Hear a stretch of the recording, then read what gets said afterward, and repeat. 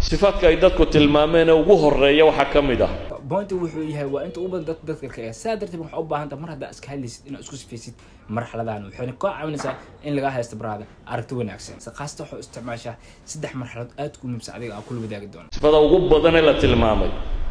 waa amaana daacadnimada xilliga ku anfacayso waa xilliga xariiqa ku jirta saaxib gabdhuhu waxay aad u jeceliin wiilasha daacad hadii aad doonayso gabar inaad kasbatid ku dhaw waxana wiil daacad hawkarnimo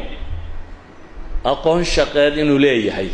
هادوغ وحو aad ku caawinaya xilli shaqo doon qaata baraad kambaniyada aad wuxuu jecel dadka hadwooga ah waxaan ku arkaa inaad tahay qof productivity-giisa ama xasuusaadkiisu aad u badan yahay saadarta marka aad bay ugu helaan waxaan rabaa inay ka faa'iideystaan energy-gaas ahaysid qof mustaqbalka ka arki kara qof aan gomadiisa iyo intan ku xeeran un la aqli ahayn fiishan waxa isticmaalka baraad xilliga abaal gumundaha tahay waxaan u isticmaalkaa familka mar hada markay ku dhahaan shaqo la'aan oo kuwaas waxaan noocaas waxa dhihi kartaa waxaan qof fiishan saadarta waxa u baahanaa